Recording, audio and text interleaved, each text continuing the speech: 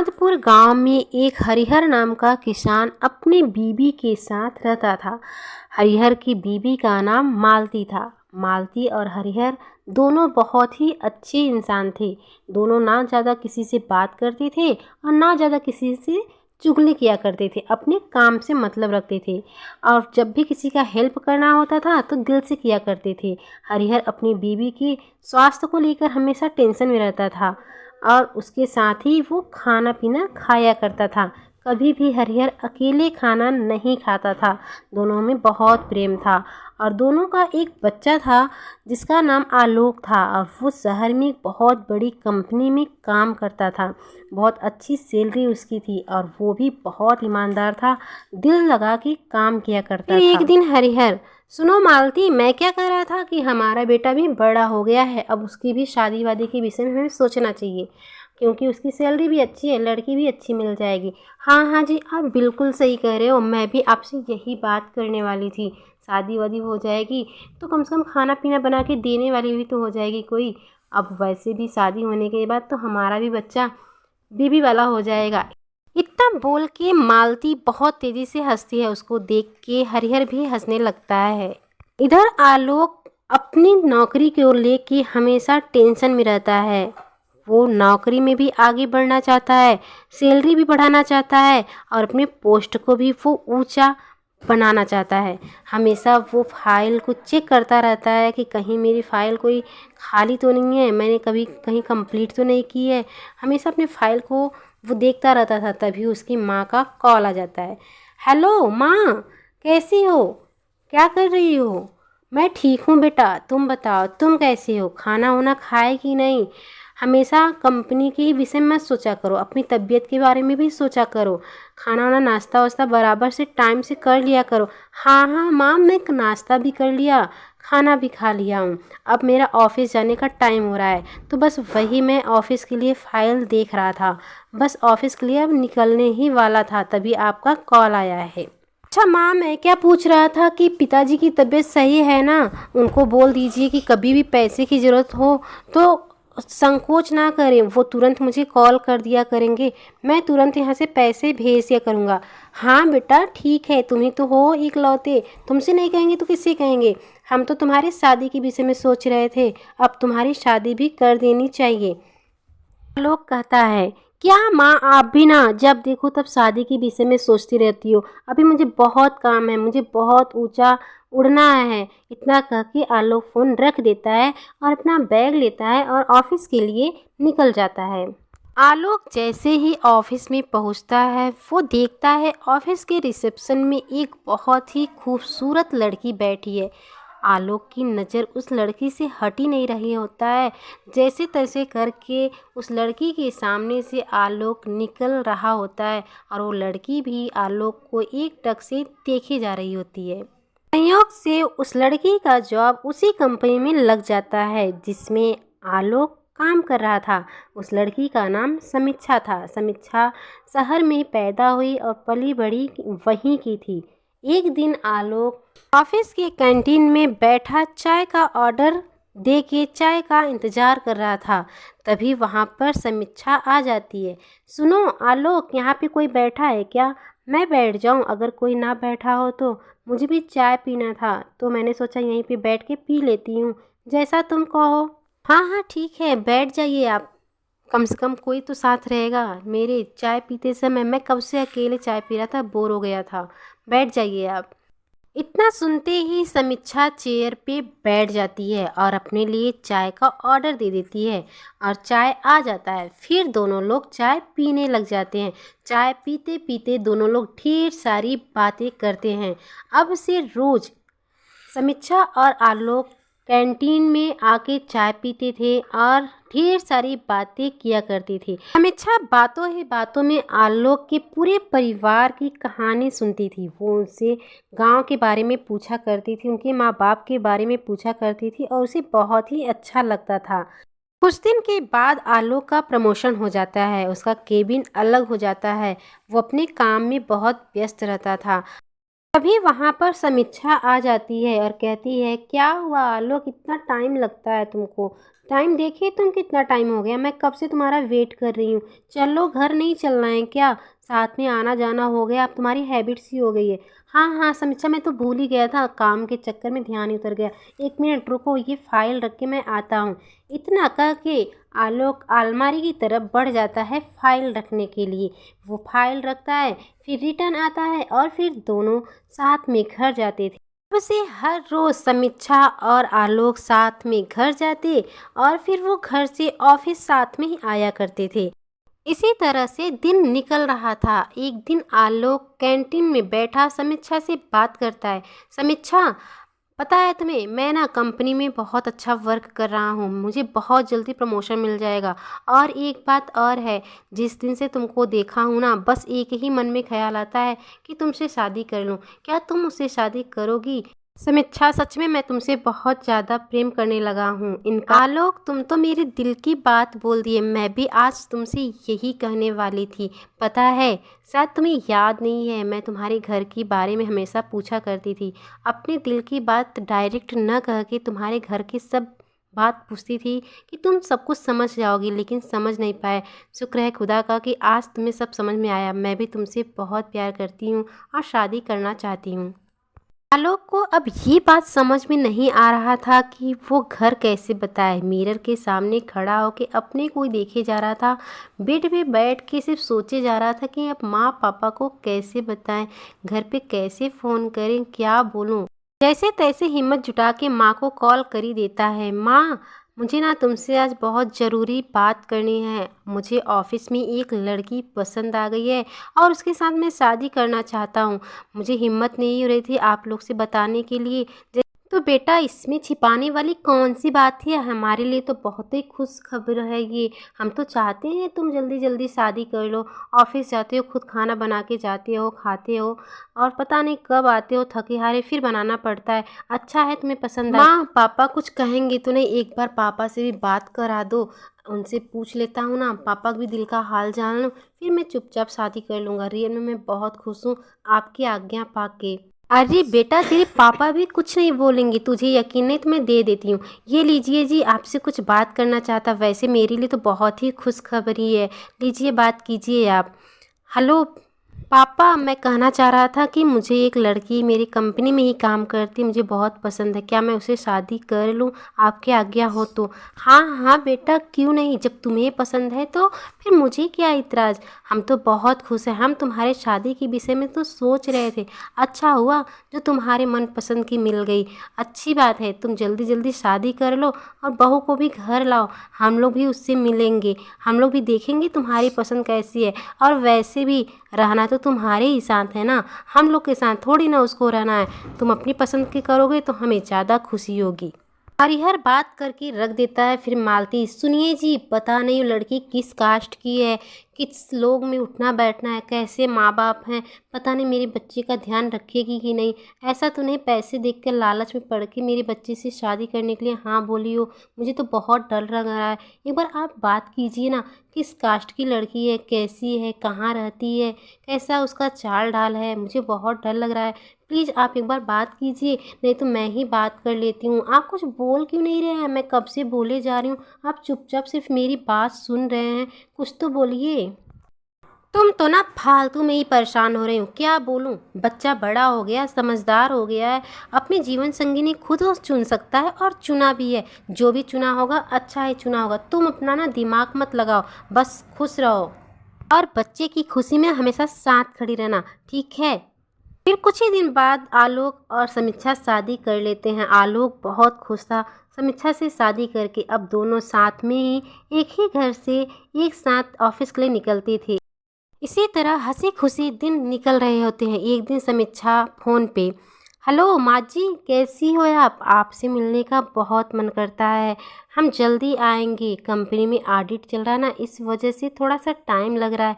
वैसे भी हमारी शादी साल भर को तो हो गई। माँ जी, जब तक हम नहीं आ रहे हैं तब तक आप ही आ जाइए ना, आपको अभी तक मैं देखी भी नहीं हूँ। हाँ बेटा, मेरा भी मन करता है तुमसे मिलने का, तुम्हें देखने का और तुम्हारे साथ रहने का। काफ़ी दिन हो गए तुम्हारी शादी को और अभी तक मैं अपनी बहू को देखी भी नहीं हूँ। कितनी दुर्भाग्य है मेरी। लेकिन मैं जल्दी ही तुम लोग को बुलाऊंगी और गांव तो तुम लोग को आना ही पड़ेगा, ठीक है? हाँ हाँ माँ जी, हम लोग गांव ही आएंगे, एनिवर्सरी अपना वहीं मनाएंगे आप लोग के साथ। वैसे भी मैंने भी गांव अभी नहीं देखा है, तो फिर मैं गांव भी देख लूँगी और आपके साथ रह भी लूँगी और आपके साथ रह के थोड़ा माँ का प्यार भी ले लूँगी। अच्छा समीक्षा, मैं क्या कह रही थी कि आलोक कहाँ है, थोड़ा उससे मुझे ना बात करा देना। अभी तो घर पे नहीं है ना, मुझे मालूम था, लेकिन मैंने कॉल कर दिया क्योंकि मुझे तुमसे बात करनी थी। ठीक है, जब वो आएगा ना तो उससे मेरी बात करा देना। वो जब से गया है, शादी किया है, गांव आया नहीं है, मैं उसको यही शिकायत करूँगी। कुछ टाइम बाद आलोक घर पे आ जाता है और फिर समीक्षा, क्या जी आप कितना टाइम बाहर रहते हो? आपसे मुझे ना बहुत ज़रूरी बात करनी है। आज माँ जी का फ़ोन आया था और मैंने बात किया, बहुत ज़्यादा नाराज़ हैं आपसे। जब से शादी हुई है आप गांव क्यों नहीं गए? और मुझे भी लेकर चलना चाहिए था ना आपको। आप जल्दी जल्दी टिकट निकलवाइए और घर पे चलिए, हमको घर जाना है माँ बाबूजी से मिलने। 1 साल हो गए हमारी शादी को, अभी तक आपने मुझे गांव नहीं दिखाया है। क्या यहीं पे रहना है क्या? मैं आपसे शादी की थी सिर्फ यहाँ रहने के लिए थोड़ी ना, मैं तो गांव भी जाना है मुझे। समीक्षा की बात सुनने के बाद आलोक, समीक्षा हम घर भी चलेंगी, बस तुम्हें तो मालूम है ना, जब से शादी हुई है तब से पता नहीं क्यों कंपनी में ऑडिट पे ऑडिट चल रहा है, मुझे एक दिन की भी फुर्सत नहीं मिली। मैं भी चाहता हूँ कि तुमसे माँ बाप को मिला दूँ और मम्मी पापा तुमसे मिल लेंगे। काफ़ी दिन हो गए हमारी शादी को, गांव वाले क्या बोल रहे होंगे? तुम तो गांव देखी नहीं हो ना, मुझे मालूम है गांव वाले मम्मा पापा को क्या सुना रहे होंगे। फिर आलोक तुरंत अपने घर पे फ़ोन करता है और मम्मी से कहता है, माँ हम जल्दी घर आ जाएंगे, बस ऑडिट अब ख़त्म होने वाला है, कुछ दिन और। फिर इसी तरह से दिन निकलने लगता है। कुछ दिन बीत जाने पर एक दिन हरिहर और उसकी पत्नी बात कर रहे होते, अभी तक मेरा बेटा नहीं आया, वादा किया फिर भी नहीं आया। देखो पता नहीं कितना काम रहता है इन लोग को। और तभी समीक्षा और आलोक घर में एंट्री कर रहे होते हैं, लेकिन हरिहर और उसकी पत्नी मालती अपनी बात में ही बिजी रहते हैं, देखते भी नहीं। आलोक पीछे से माँ को बुलाता है, फिर माँ और पिताजी दोनों पलट के देखते हैं। आलोक और समीक्षा दोनों पैर छूते हैं हरिहर और मालती के। उसके बाद मालती और हरिहर सिर्फ और सिर्फ अपनी बहू को देखे जा रहे होते हैं। बेटा आलोक, क्या यही मेरी बहू है? बहुत सुंदर है, सच में देखने में तो एकदम परी की जैसी लग रही है। इसके ऊपर रेड कलर तो बहुत सुंदर लग रहा है, बहुत सुंदर है मेरी बहू। बस मालती एक ही वर्ड बोले जा रही थी, तभी आलोक, हाँ माँ यही तुम्हारी बहू है। ये कब से गांव आने के लिए एकदम से बवाल मचाई हुई थी, पता है आप दोनों से मिलने के लिए कब से उतावली हुई थी कि मुझे माँ से मिलना है, मुझे पिताजी से मिलना है। शादी को 1 साल हो गए, अभी आप मुझे मिलाए नहीं हैं मम्मी पापा से। और क्या बताएं, ऑडिट इतना लंबा हो गया कि साल भर निकल गया। कोई बात नहीं बेटा, कोई बात नहीं, तुम दोनों इतनी दूर से आए हो, थक गए होगे, आराम कर लो। वैसे मेरी बहू रियल में गुड़िया लग रही है, बहुत सुंदर है मेरी बहू, जैसा सोचा था उससे कई गुना ज़्यादा सुंदर है। पापा जी मम्मी जी, आप लोग ना मेरी इतनी तारीफ़ मत कीजिए, सच्ची बता रही हूँ, इतनी तारीफ़ करेंगे ना तो मैं अभी की अभी शहर चली जाऊंगी। मुझे ना आप लोग से मिलके बहुत ज़्यादा अच्छा की। ऐसी बात सुन करके हरिहर, मालती और आलोक तीनों बहुत तेज़ी से हंसने लग जाते हैं। आज मालती और हरिहर बहुत खुश थे क्योंकि बहुत दिन बाद घर पे उनके बच्चे आए थे। फिर अगली ही सुबह जब मालती किचन में जाती है तो पीछे पीछे समीक्षा भी आ जाती है। किचन में दोनों सास बहुएं थी और बहुत अच्छा लग रहा था। आज मालती रियल में बहुत खुश थी, पहली बार उसके साथ किचन में कोई था। समीक्षा को देख के बहुत प्रसन्न हो रही थी मन ही मन, और इसी तरह हंसी खुशी से दिन निकल रहे थे हरिहर और मालती के।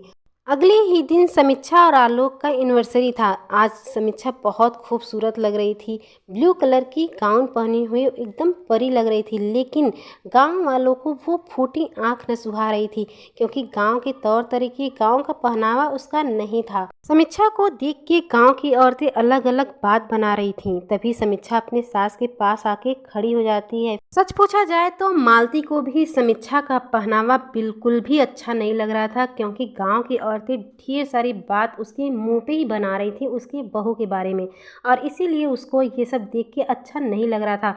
बेटा समीक्षा, बहुत टाइम हो गया। देखो गांव की सारी औरतें आई हुई हैं और कब से तुम्हारा इंतजार कर रही थी।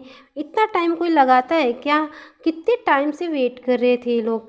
हाँ माँ, वो थोड़ा सा लेट हो गया। मैं इनको बोली कि मम्मी से बोल दीजिए, लेकिन पता नहीं हम लोग तैयार होने में बिजी हो गए, ध्यान से निकल गया। उसके लिए सॉरी माँ, आगे से गलती नहीं होगी, मुझे माफ़ कर दीजिए।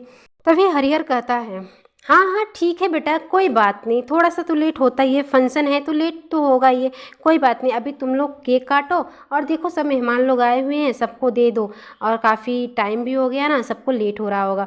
जैसे तैसे कर कर के हरिहर ये मामला सिलटा देता है और केक कटवा देता है।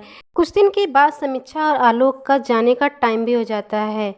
पापा, मैं क्या कह रहा था ना कि आप लोग भी शहर आओ, कुछ दिन वहाँ पे रहो।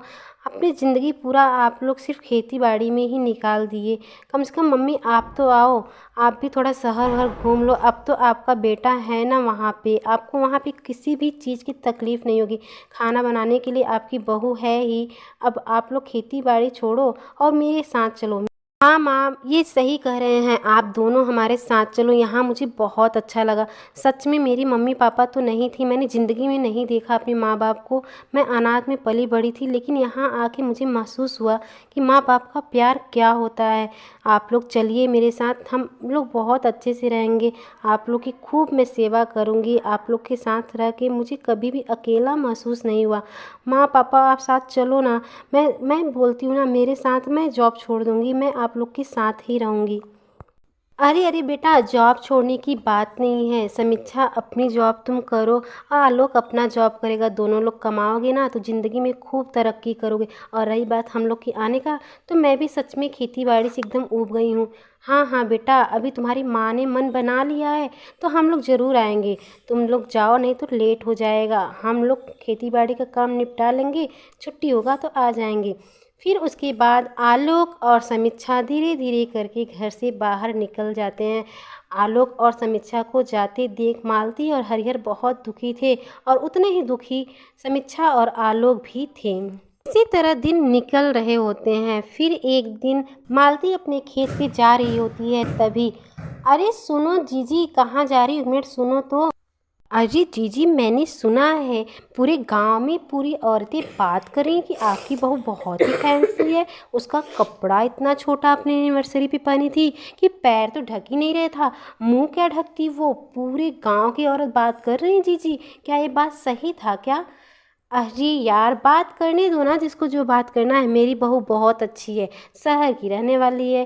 पहनावे ओढ़ावे से क्या होता है, संस्कार अच्छे होने चाहिए। वो तो मुझे कमी ही नहीं महसूस होने दी कि मेरी बहू है कि बेटी है। रियल में बेटी वाला प्यार देखी गई है। मेरा जी तो गदगद हो गया ऐसी बहू पाके। मैं तो चाहती हूँ ऐसी बहू सबके पास होना चाहिए। पहनावे का क्या है, वो शहर में रहती है तो वैसा पहनावा देखी है और वैसा पहनती है। गाँव के लोगों से तो उसका मतलब नहीं था। अरे जीजी, लेकिन सब लोग आपको ही बोल रहे हैं कि आपने उसको कुछ सिखाया नहीं, कुछ बताया नहीं। गांव की औरतों को बुलाई हैं, बड़ी बुजुर्ग औरतें आई हैं, सब लोग के पास कैसे जाना चाहिए, चेहरा ढका होना चाहिए। आप तो जानती हैं ना गांव के तौर तरीके, तो आपको तो थोड़ा बहुत सिखा देना चाहिए था ना उसको। आपकी बेइज्जती है इसमें। देखो बहन, आपको तो पता है मैं पहले से ही इस माइंड से बहुत अलग हूँ। गांव की औरतें मेरे विषय में क्या सोचती हैं मुझे फ़र्क नहीं पड़ता। अब मेरी बहू के विषय में क्या सोचती हैं वो भी मुझे फ़र्क नहीं पड़ता। सच बताओ बहन, तो ऐसी बहू पाके मैं धन्य हो गई। मैं बहुत ही ज़्यादा खुश हूँ। बाकी दुनिया क्या सोचती मुझे नहीं फ़र्क पड़ता। इतना कहते हुए मालती अपने खेतों में चली जाती है। और फिर इसी तरह अच्छे खासे उसके दिन निकल रहे थे। कुछ दिन बाद वो शहर चली जाती।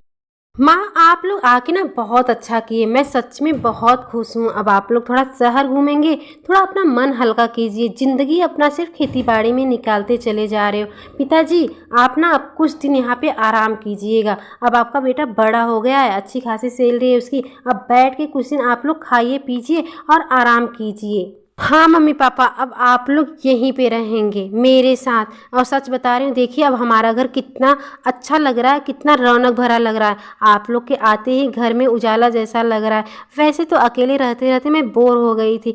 सच में आप लोगों ने आके बहुत अच्छा किया। अब आप लोग यहीं पे रहेंगे मेरे साथ। बहुत कर ली खेती बाड़ी। सच बताऊं बेटा, तो मैं भी तो बोर हो गई हूँ खेती बाड़ी करते करते। जब से मेरी ब्याह हुआ है ना, तब से सिर्फ खेती बाड़ी में ही मैं सनी हूँ। अब मैं भी नहीं जाना चाहती, अब तुम लोग के साथ ही मैं भी यहाँ पे ही रहूँगी।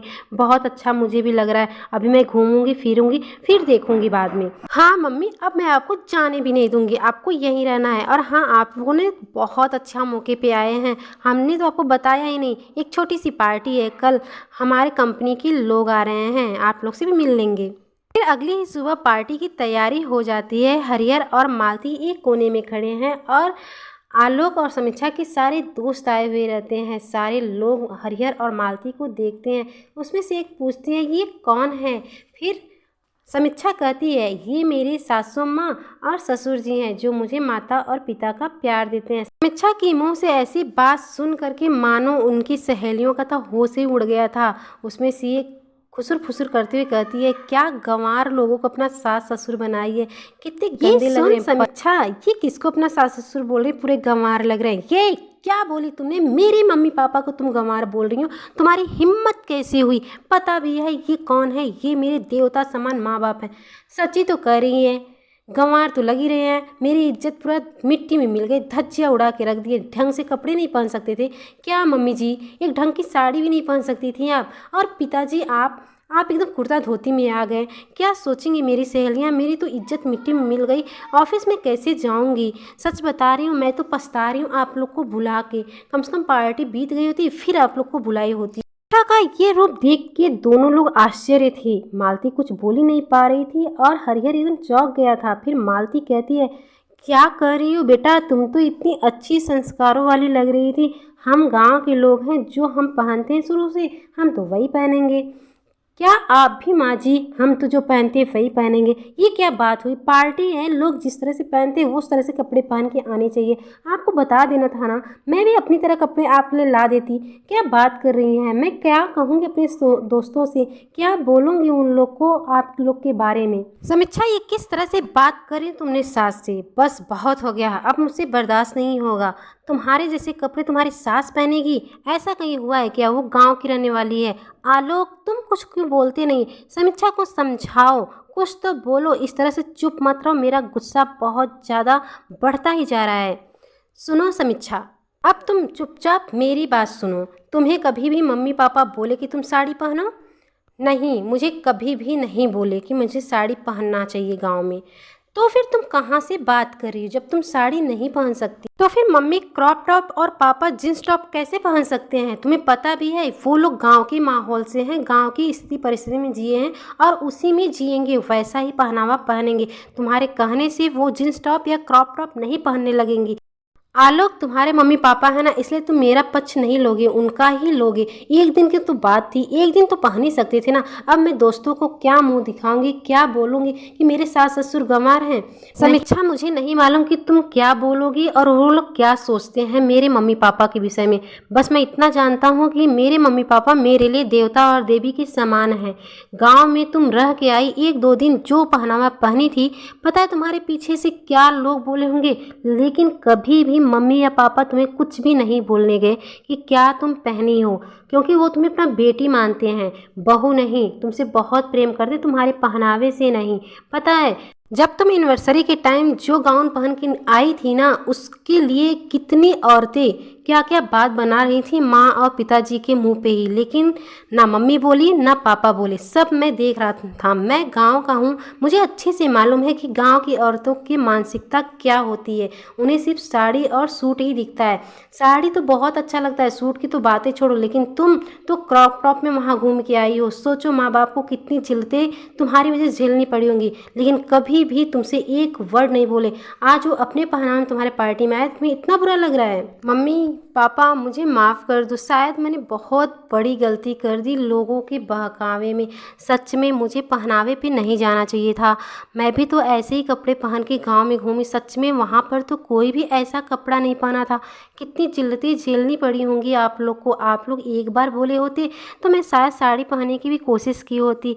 मम्मी मुझे माफ़, सॉरी पिताजी, शायद मैं गुस्से में कुछ ज़्यादा ही बोल गई और मैं फालतू में ऑफिस और ऑफिस के लोगों में पड़ी हूँ। आप लोग तो मुझे बेटी ऐसा प्यार दिया है, इसके लिए मैं क्या करूं, मुझे समझ में नहीं आ रहा है। कैसे आपसे नज़रें मिलाऊं, कैसे आपके सामने खड़ी रहूं।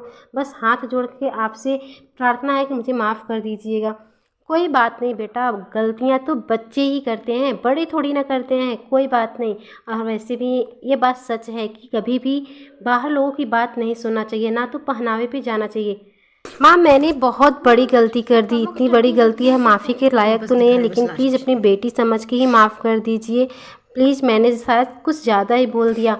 इतना बोलते हुए समीक्षा रोने लग जाती है। रोता देख मालती का दिल तड़प उठता है। वो अपनी बेटी मानती थी समीक्षा को, और इसीलिए फटाफट से उसको चुप कराने लग जाती है और बोलती है, बेटा बस करो, तुम्हारी गलती नहीं है, यहाँ के लोगों की गलती है, यहाँ का माहौल ही ऐसा है।